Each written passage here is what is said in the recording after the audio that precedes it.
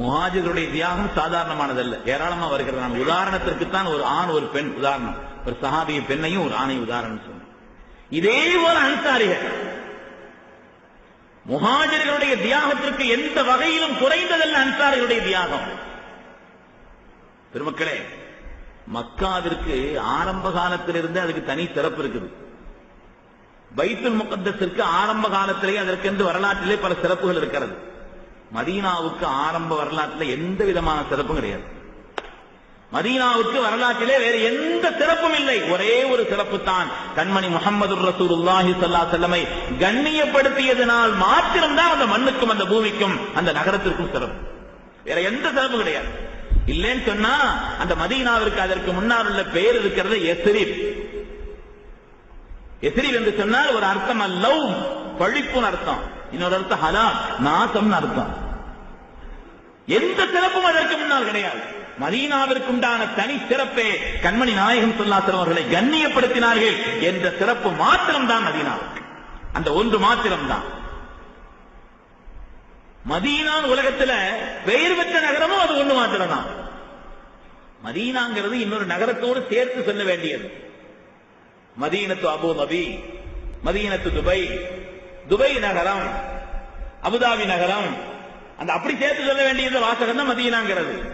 ஆனால் மதீனா நகரம் என்று சொன்னாலே, நாடு என்று சொன்னாலே, ஊர் என்று சொன்னாலே அதற்கு தகுதி உள்ள ஒரே ஊர் மதீனத்துல் முனவ்வரா கண்மணி நாயகம் ஸல்லல்லாஹு அலைஹி வஸல்லம் நகரம். அது ஆசிமா, அதுதான் தலைநகரம், ஆட்சியின் தலைநகரம், இஸ்லாமிய ஆட்சியினுடைய தலைநகரம் அதுதான். மதீனா என்று ஸல்லல்லாஹு அலைஹி வஸல்லம் பெயர் வைத்தார். அதற்கு பல பெயர்கள் அதற்கு பிறகு ஸல்லல்லாஹு அலைஹி வஸல்லம் வைத்தார்கள். தாபா என்று சொன்னார், இது அழகு நகரம். தய்யிபா என்று சொன்னார்கள், பரிசுத்த நகரம்.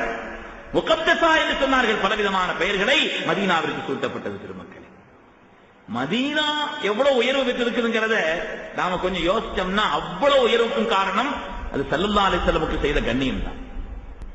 மதீனாவுடைய மாண்பை பத்தி நாம விளங்க வேண்டிய அளவுக்கு விளங்கலைங்க. மக்காவை தெரிஞ்சிருக்கிறோம், மதீனாவை தெரிய வேண்டிய அளவுக்கு நாம தெரியல.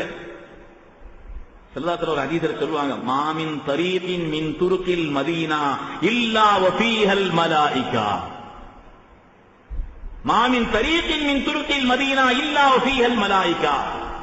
மதீனாவுடைய எந்த வீதியும் சரி, மலக்குகள் இல்லாத எந்த தெருவும் இல்லை.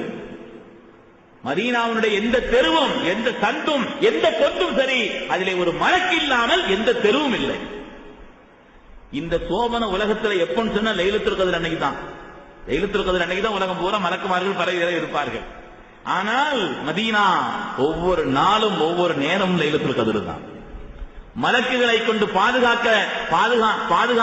பாதுகாக்கப்பட்ட நகரமாக மலக்குமார்களை கொண்டு.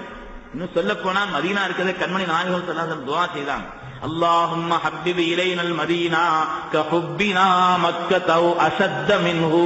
புகாரி ஹதீஸ். யா அல்லாஹ், இந்த மதீனாவை எங்களுடைய நேசத்திற்குரிய பூமியாக நீ ஆக்கி அருள்வாயாக என்று துஆ செய்தாங்க.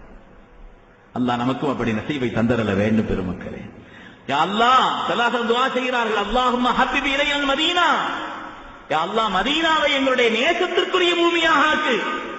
இந்த வாசகத்தை கவனிங்க, கஹுப்பினா மக்கா, மக்காவை நாங்கள் நேசிப்பதை போல. மக்காவில் நமக்கு ஒரு நேசம் இருக்குது. அந்த நாட்டின் மீது, அந்த நகரத்தின் மீது, அந்த ஊரின் மீது ஒரு தனி பிரியம் இருக்குது. ஸல்லல்லாஹு அலைஹி கஹுப்பினா மக்கா, மக்காவை நாங்கள் நேசிப்பதை போல சொல்லிட்டு சொன்னாங்க. இல்ல இல்ல அப்பே அவ அசத்த மின்ஹு, அதை விட கூடுதலான பிரியத்தை தான் துஆ செய்தாங்க. அதை விட கொஞ்சம் கூடுதலான பிரியத்தை மதீனாவின் மீது எங்களுக்கு தா என்று கண்மணி நாயகம் ஸல்லல்லாஹு அலைஹி வஸல்லம் செய்த துஆ ஹதீஸ்களில் இடம்பெற்றிருக்கிறது. பெருமக்களே, அந்த மதீனாவிற்கு இவ்வளவு சிறப்பிற்கான காரணம் அது ஸல்லல்லாஹு அலைஹி வஸல்லம் பிரிய வைத்ததுதான். இன்னைக்கு உலகத்துல எதையெல்லாமோ பிரிய வச்சிருக்கிறாங்க, ஒன்றுக்கும் ஆகாத. ஒவ்வொரு ஆட்களும் பிரிய வச்சிருக்கிற விஷயங்களை பாருங்க, ஒன்றுக்கும் ஆகாத, அழிந்து விடக்கூடிய, மாறிவிடக்கூடிய, வாழ்க்கையில் நமக்கு வெற்றியை தேடித்தராத எவ்வளவோ காரியத்தில் பிரியம் வச்சிருக்கிறோம். பணத்தின் மீது உள்ள நம்முடைய பிரியம் கொஞ்ச நஞ்சம் அல்ல, எல்லா காரியத்தின் மீது பிரியம் வைத்திருக்கிறோம். அல்லாஹ் குர்ஆனிலே சொல்வான், இதுவெல்லாம் ஒரு ஏமாற்றும் சுகம். ஏமாத்திரும் உங்களை, ஏமாற்றும் சுகம்.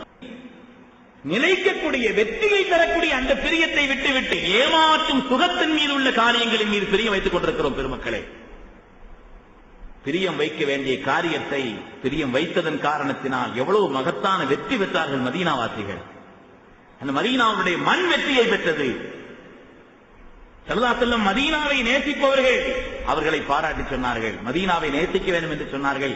மதீனா வாசிகளை ஹுப்புல் அன்சாரி மினல் ஈமான், அன்சாரிகளை நேசிப்பது ஈமான் உள்ளவர்களுக்கான அடையாளம் என்று சொல்லி கண்மணி நாயகம் ஸல்லல்லாஹு அலைஹி வஸல்லம் சொல்லி காண்பிப்பார். பெருமக்களே, உலகத்தில் யாருக்கும் இல்லாத சிறப்பு மதீனா வாசிகளுக்கு இருக்குது.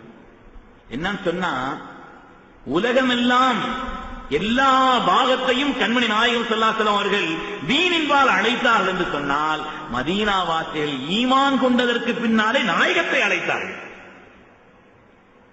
உலகத்தினுடைய எல்லா பூமியின்பாலும் ஸல்லல்லாஹு அலைஹி வஸல்லம் தான் அவர்களை ஈமானின்பால் அழைத்தார்கள். ஆனால் மதீனா வாசிகளை பொறுத்து அப்படி அல்ல, ஈமான் கொண்டதற்கு பின்னால் நாயகத்தை அவர்கள் அழைத்தார்கள்.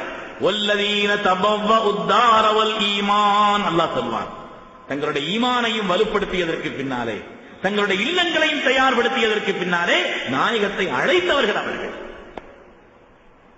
முதல் ஜும்ஆ உலகத்தில் நடந்தது மதீனாவில் தாங்க. சையதுனா அஸ்அத் இப்னு ஸுராரா ரலியல்லாஹு தஆலா அன்ஹு அவங்களுடைய இல்லத்தில் நடந்தது முதல் ஜும்ஆ. ஜும்ஆவுடைய தொடக்கமும் மதீனா தான். மதீனாவாசிகளுக்கு ஏற்பட்ட மேன்மை கொஞ்சம் நஞ்சம் அல்ல, ஏராளமானது. மதீனாவாசிகள் செய்த தியாகமும் கொஞ்சம் நஞ்சம். மதீனாவாசிகள் செய்த தியாகமும் கொஞ்சம் நஞ்சம் அல்லங்க. ஸல்லல்லாஹு அலைஹி வஸல்லம் ஹிஜ்ரத் செய்து போறாங்க. ஹிஜ்ரத் செய்து சென்றால் இமாம் முஸ்லிம் ரஹ்மத்துல்லாஹி அலைஹி தங்களுடைய கிதாபிலே இந்த ஹதீஸ் பதிவு செய்கிறார்கள். பைஹக்கியிலும் வருகிறது.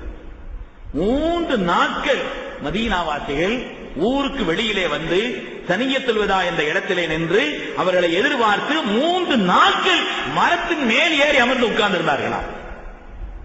முஸ்லிம்ல ஹதீஸ் வருதுங்க. ஆண்கள் ஹிஜாப் இல்லாத காரணத்தினாலே அன்று பெண்கள், வயோதிகர்கள், சிறுவர்கள் எல்லோரும் ஊருக்கு அவுட்டர்ல வந்துட்டாங்க. 3 நாள் காத்திருந்தாங்க. ஸல்லல்லாஹு அலைஹி வஸல்லம் ஹிஜ்ரத் பெறப்பட்டாங்கன்னு செய்தி கேள்விப்பட்டு நம்முடைய ஊருக்கு வருகிறார்கள். ஆனந்தப்பட்டார்கள். 3 நாட்கள் தொலை தூரத்திலே ஸல்லல்லாஹு அலைஹி வஸல்லம் வருகையை பார்த்தவுடன் ஹதீஸிலே வருகிறது, யா ரசூலுல்லாஹி அல்லாஹு அக்பர், இதோ ரசூலுல்லாஹ் வந்துட்டாங்க, அல்லாஹு அக்பர் அல்லாஹு அக்பர் சத்தமிட்டார். 3 நாட்கள் எதிர்பார்த்திருந்து ஸல்லல்லாஹு அலைஹி வஸல்லம் வரவேற்கிறார். அவங்க மதீனா வந்த நேரத்தில், அந்த நேரத்தில் மதீனாவுடைய சூழல் எப்படி எல்லாம் இருந்தது, ஒவ்வொரு சஹாபிகளும் நடந்து கொண்ட விதம், சல்மானுல் ஃபாரிஸி ரலியல்லாஹு தஆலா அன்ஹு போன்ற பெருமக்கள் அவர்களை எதிர்பார்த்து அங்கே தங்கியிருந்தது. ஏராளமானவர்கள் அங்கே தங்கியிருந்தார்கள். கொஞ்சம் நெஞ்ச ஆட்கள் இல்லைங்க. ஸல்லல்லாஹு அலைஹி வஸல்லம் மதீனா வந்த உடனே அவ்வளவு பேர் வரவேற்கிறார்கள். எல்லாரும் அவங்களுடைய இல்லத்தை தயார்படுத்தி வைத்திருந்தார்கள்.